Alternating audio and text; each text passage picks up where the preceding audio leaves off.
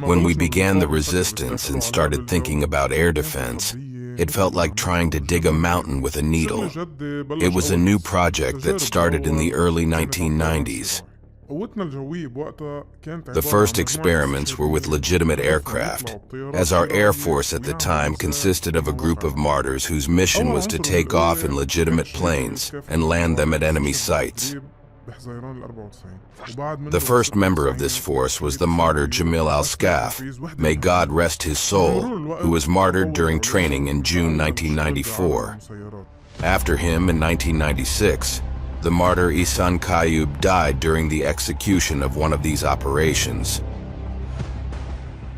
Over time, with advancements in technology, we moved to working with drones. We can say that our qualitative efforts began to focus after the liberation in 2000, coinciding with the activation of drone programs by our brothers in the Revolutionary Guard. The first operational steps were taken during the July 2006 war when we sent a drone toward Haifa.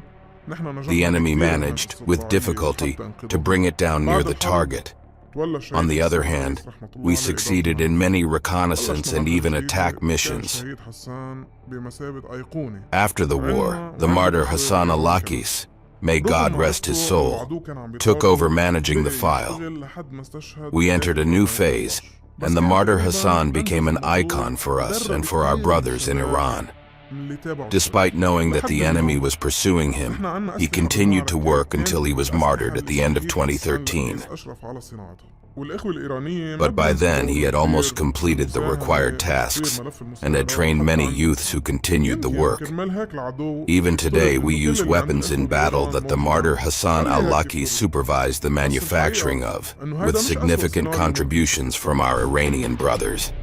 The Iranians still remember his major role in contributing to the development of the drone file, even in Iran. Perhaps for this reason, the enemy assumes that everything the Iranians have is available to us. Let them assume that.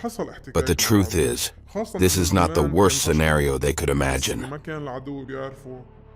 The Syrian war came without pause, and the leadership requested the Air Force to participate in the battles. Practically, we exposed ourselves to the world, giving the enemy an opportunity to observe us and track us. Indeed, there was contact with the enemy, especially as the Golan was close by. However, what the enemy did not know was that we successfully turned this threat into another opportunity. We often deliberately left drones within the enemy's range so they could shoot them down or take control of them. But this was part of a deliberate plan to gather specific information about their capabilities, and through this, we learned much about their detection power, radar systems, and the range of their air defense weapons. The enemy fell into our trap in many experiments. On one occasion, we tested the range of the Patriot system that could be used against our drones.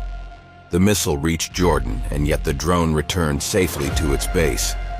The Syrian experience was a great treasure for us, and what we learned there over 8 years is equivalent to 16 years of experience. During this period, the enemy worked tirelessly to prevent us from acquiring air power capabilities. They began to threaten European companies not to deal with us. They tried to sabotage Iranian factories, sending defective materials to these factories to ensure that the products that reached us were flawed. They failed most of the time, although they thought they had succeeded. Recently, they realized that their efforts were futile. Later, they tried to stop us from receiving this capability by attacking shipments en route. When they were sure the shipments had arrived, their target shifted to attacking the power at its location before we could benefit from it. Our experience in Syria, and later in Iraq against ISIS, gave us many advantages. But fighting against Israel is another matter. The enemy deploys its systems along the northern border in a way that no army in the world does. They place radars every 30 kilometers along their borders and deploy several layers of integrated defense. This forced us to operate in different ways. Many times the enemy thought they had shot down our drones, but these were merely reconnaissance tests of their operational methods. Many times, our drones would enter and return safely. Our first serious test in confronting the enemy was in July 2022, during the maritime border demarcation negotiations. Hezbollah threatened to strike the enemy's platforms at sea, and our Air Force carried out its first mission over the Karish field. The operation took place while the enemy had set up significant fortifications, and we were losing the element of surprise. Despite that, we launched 3 drones, some for distraction and others for gathering intelligence, right in front of everyone's eyes, live on television. The enemy deployed 4 or 5 squadrons of fighter jets and helicopters, but the drone managed to penetrate and reach its designated location over Karish. We had agreed not to send drones for the enemy to shoot down. We wanted the planes to trigger missile fire. We wanted a missile confrontation.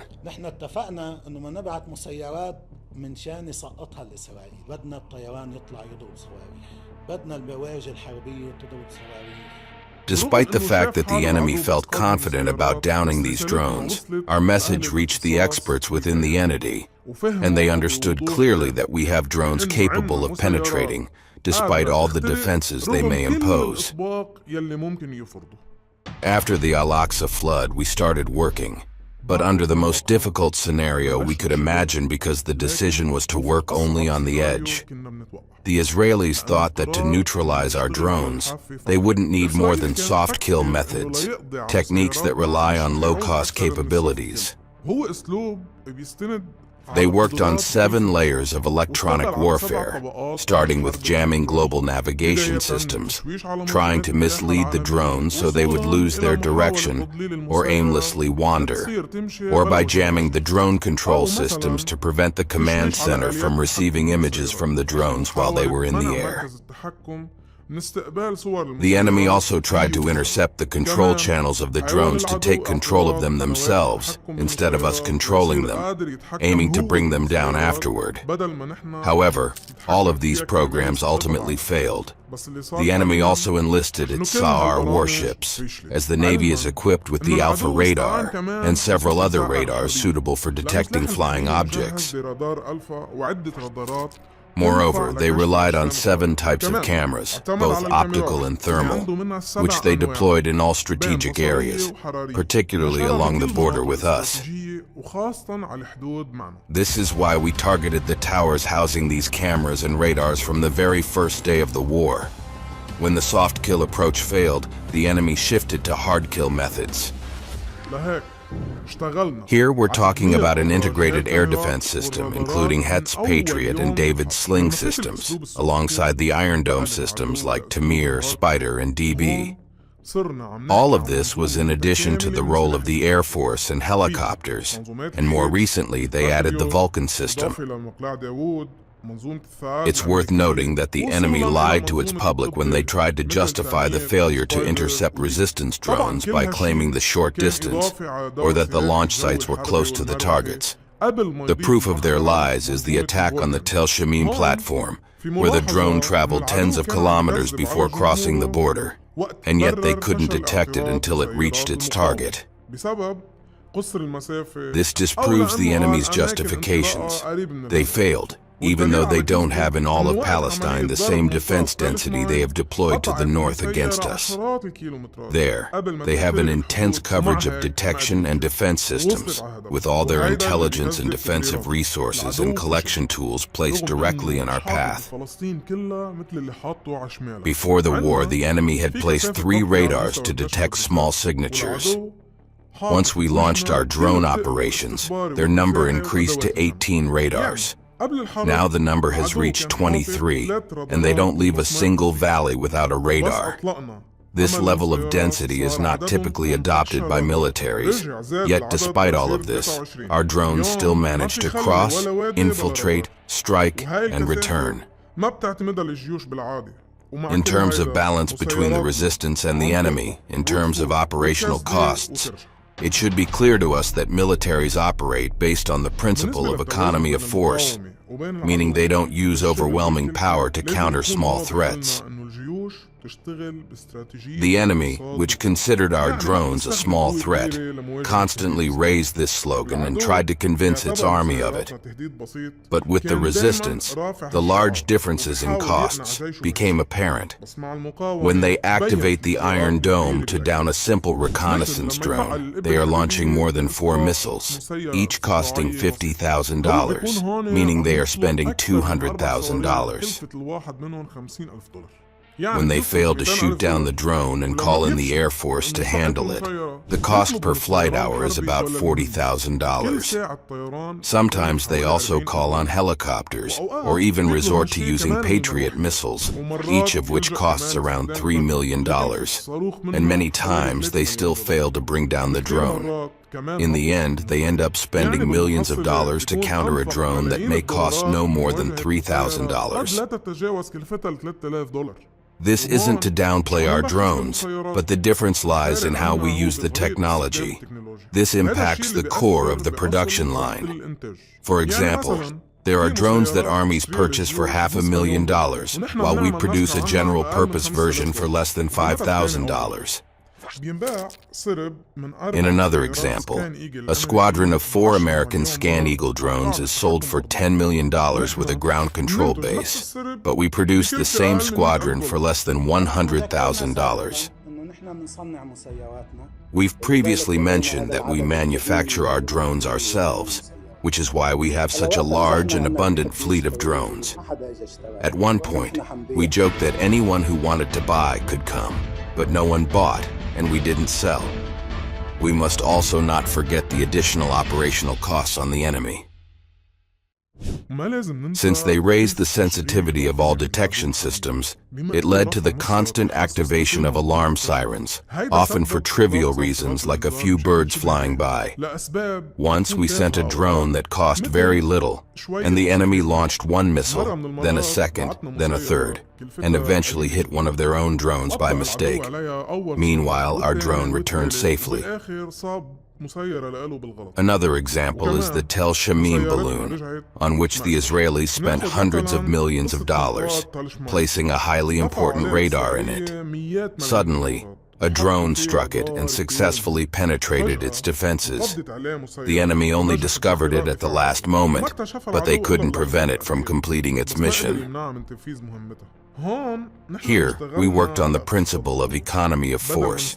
Instead of using a precision missile to strike something like this balloon, we sent a drone that cost very little and hit the core of their strength. This idea was repeated with the Iron Dome radar they boast about. The American manufacturer claimed that if you throw a baseball over Beirut, this radar would detect it.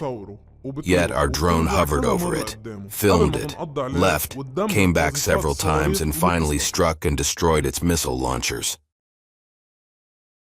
The current battle from our side is being fought at the minimum level.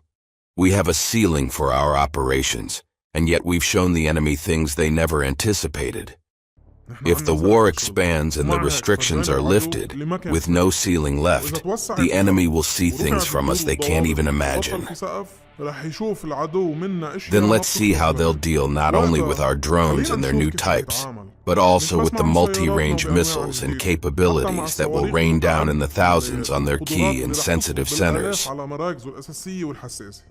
The Secretary General said from Kiryat Shmona to Iran, "We say, at your service, sir, and wherever you want we will reach."